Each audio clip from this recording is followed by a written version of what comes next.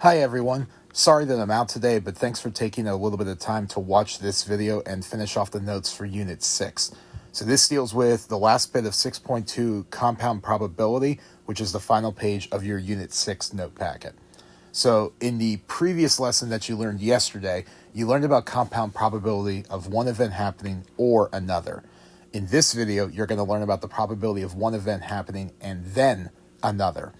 So as you can see here at the top of the screen, at the top of your note page, if you're trying to find the probability of one event happening and then another, so it could be used the word and, or we could use the word then, they both mean the same thing.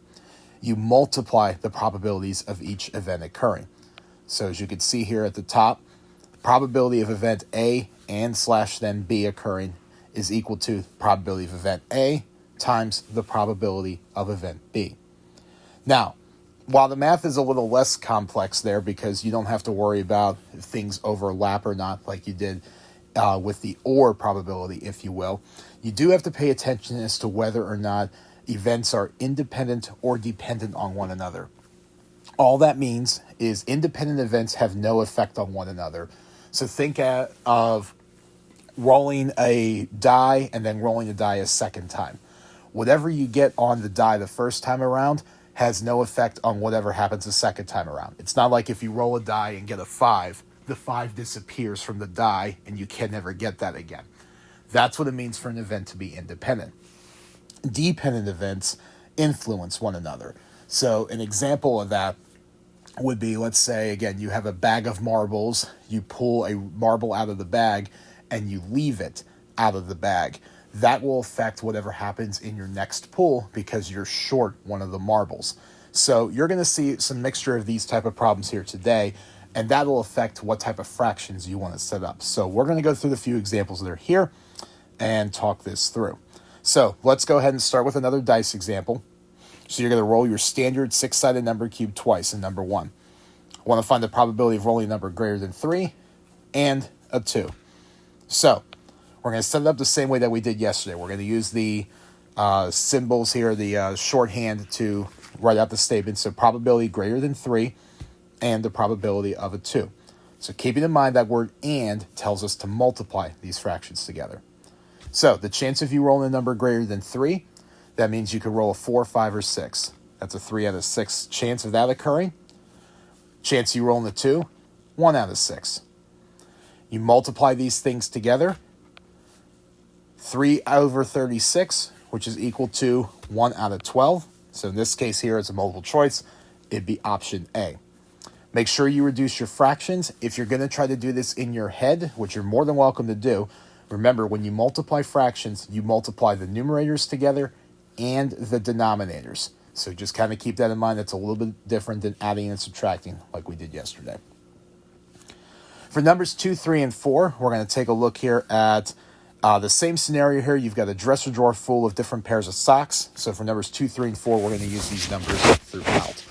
So in number 2, we're going to determine the probability of choosing a pair of striped socks, replacing it, then a pair of solid socks.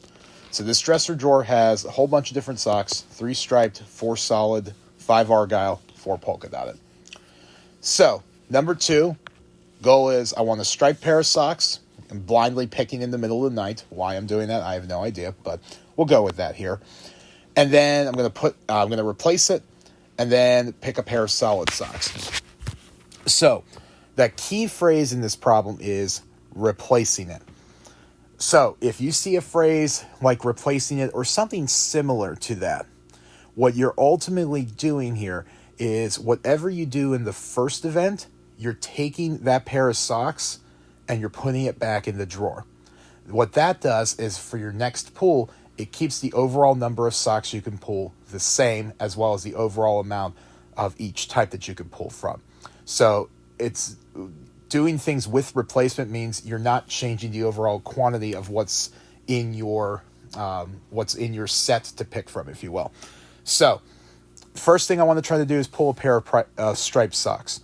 Well, according to this problem, I have 3 striped socks. There are 16 total pairs. So you have a 3 out of 16 chance of blindly picking a pair of striped socks.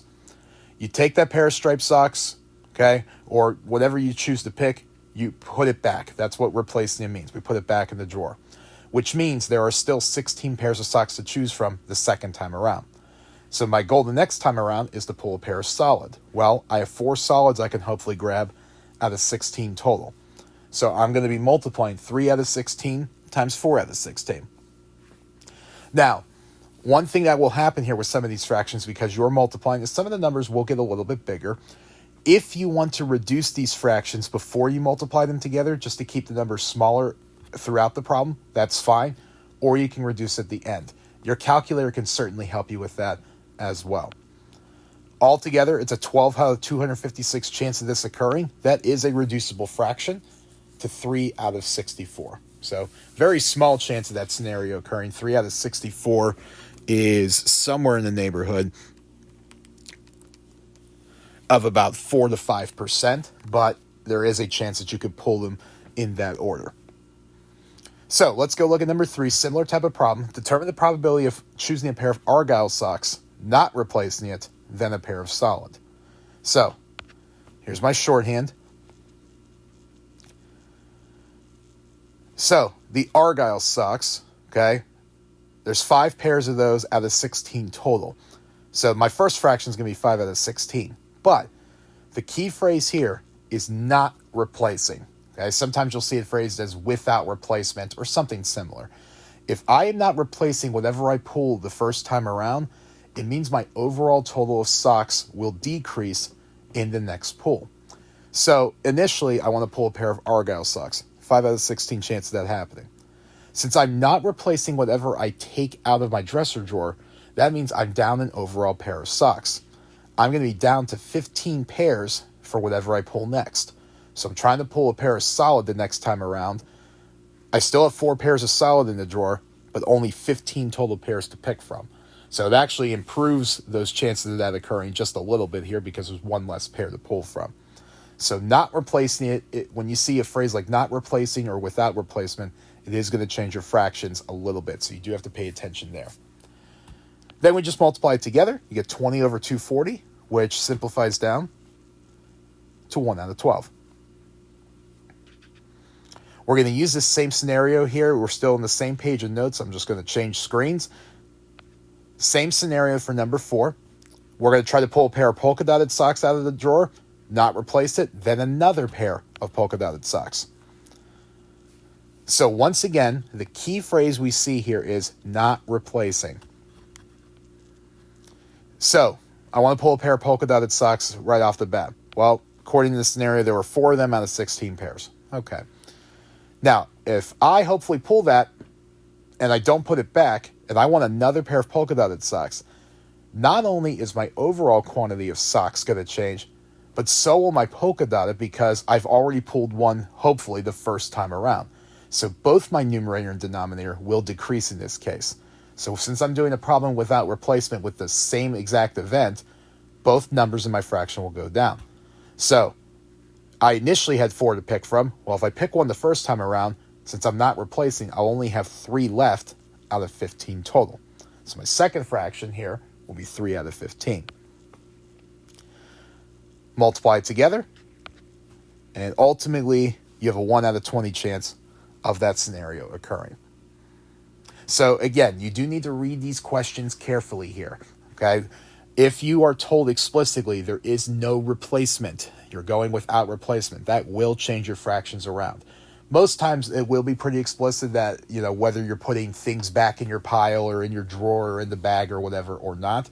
But again, read these questions carefully to determine if your fractions may have to change around or not. Let's look at one more problem here, number 5. Carnival has a lollipop tree game. You might remember this from when you were a kid. You could select a lollipop of your choice. Some lollipops have a blue mark on the stick, which means you can also win an extra prize.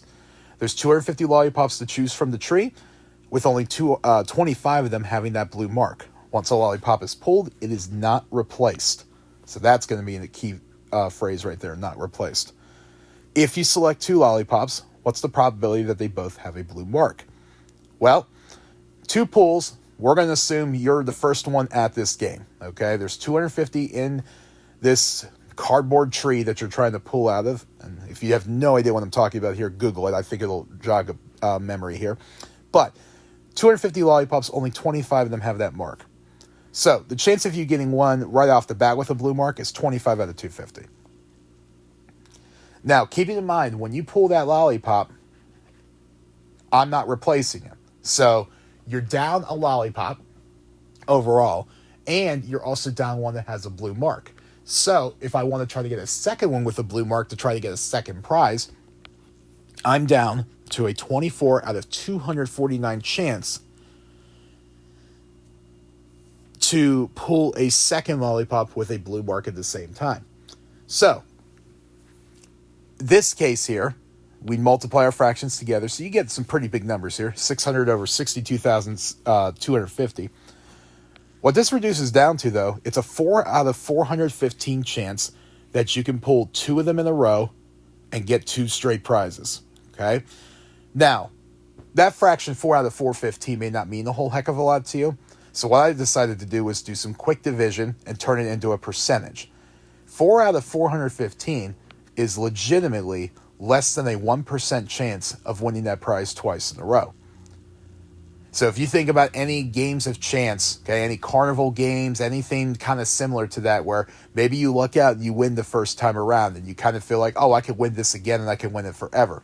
The chances of you winning games like this in the first place aren't very great, let alone if you try to do it twice in a row or even more. The chances of that occurring tend to be far less and less the more times in a row you want to try to win. So just kind of something I want you to keep in mind, and something that's a little bit applicable to using this again in real life. So long and short of it here, there's your lesson there on finishing up compound probability. Again, the reason why we're multiplying all these fractions together, the words and, then, they help you out, okay? And we're also looking for words like replacement or without replacement as well. So what you need to be working on here for today is the following.